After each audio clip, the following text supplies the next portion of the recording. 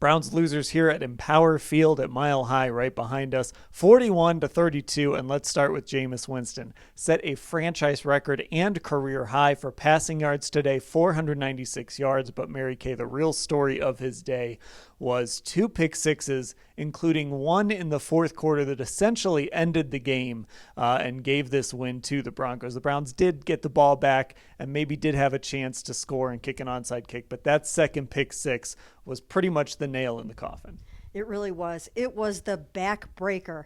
They were trailing at that point 34-32, and really all they needed was the field goal to win. And lo and behold, he throws his second pick six of the game.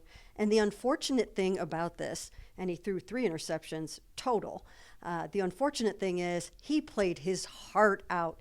He played with so much guts and so much moxie, and he kept bringing them back. And my goodness, this must have been quite a game for fans at home to watch and for the nation to watch on Monday Night Football. And it really is kind of sad. He did apologize to the team after the game. He said, "It was my fault," and he is going to try to get better. I think he'll still have another chance. Ashley, the Jameis Winston experience, we saw this in New Orleans a few weeks ago when he threw for 395 yards. He has the ability to put up huge numbers, but also what comes with Jameis Winston is those mistakes and those turnovers, and he had 2 particularly back-breaking ones today.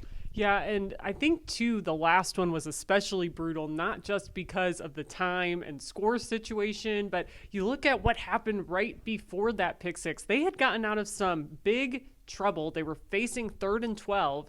Him and Elijah Moore connected for this amazing 14-yard gain, and then it's the 2-minute warning. It feels like they have all the momentum, and then he throws that pick. And on top of it, Elijah Moore had a chance to down Jaquan McMillan, but he kind of hesitated because he thought he had already touched him, and the play was done, and it wasn't. So it was just unfortunate, I think, all around, because both of those guys and Jerry Jeudy had really nice games today, career games, and it just is going to probably kind of be erased from most people's memories because of the loss. So speaking of Jerry Jeudy, of course, coming back to Denver, heard a lot of boos today, and he said after the game, "You heard a lot of boos, so what does that mean? A lot of catches." Well, Mary Kay, he became just the 3rd Browns player in franchise history to go over 200 yards, the 4th time it's happened in team history. Josh Gordon has 2 of them. Of course, Amari Cooper set the franchise record last Christmas Eve in Houston. But Jerry Jeudy, he really wanted to come back and put on a show here in Denver, and he did it.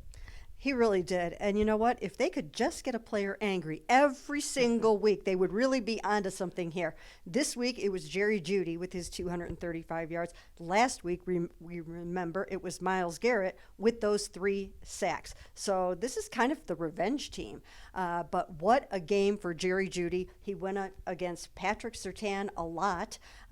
He didn't have most of his yards against Patrick, but nonetheless, he had an amazing game, caught a 70-yard touchdown, a 44-yard catch on the very, very first play of the game, and it just kind of went on from there, and I think he exacted sweet revenge, except for the most important part, which was the victory. Which, of course, he said he'd give everything back if they could have just gotten a win and maybe stayed alive in the race for the playoffs. But, Ashley, we've talked so much about Jeudy and what he's done really in the last month, kind of the player he's become. This is what the Broncos envisioned when they took him in the first round. It didn't happen. There are probably some folks in the Broncos organization sitting there watching this game thinking, man, where was this the 4 years that you were in Denver? Yeah, I thought it was interesting, Dan. I think you included it in your story about Jerry Jeudy, but Elijah Moore flat out came out and said this is what happens when you use a guy the way he's supposed to be used, and that Jerry Jeudy is a former first-round pick for a reason. I thought even though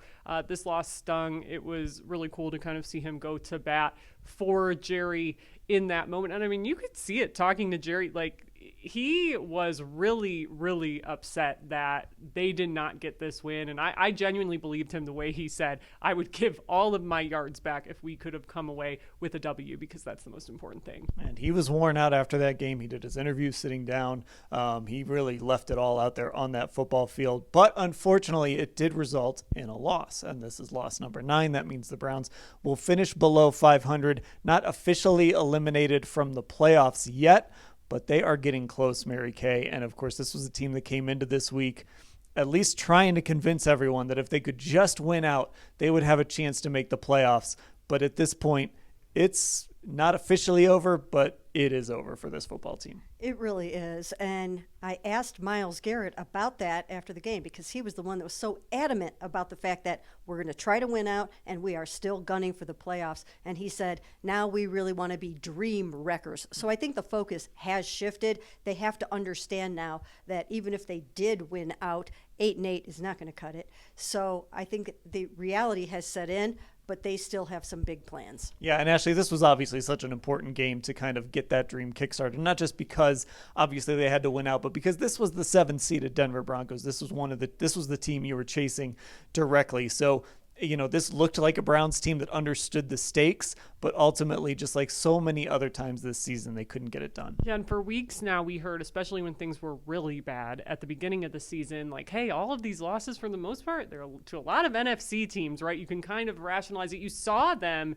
in real time kind of talking themselves into, hey, we still have a chance here. So I'm really curious this week to see how they respond. I think we're only going to be in person for 2 days, but they do have a short turnaround here, playing the Steelers next Sunday. Again, obviously a lot of emotions in that game next week or in last week, and then upcoming for this upcoming week. So I'm really curious to see what the response is like without that, hey, we could still make a playoff run motivation factor just when you have the division rival. It's going to probably be an ugly game. I'm really curious how they're going to respond. Well, Mary Kay, you said it's good when somebody's angry on this football team. So I guess just pencil in Greg Newsome for 2 interceptions next week going against George Pickens when the Browns face the Steelers on Sunday in Pittsburgh. Of course, we'll cover that. We'll cover everything that happened here in Denver and everything in between, all at cleveland.com/Browns.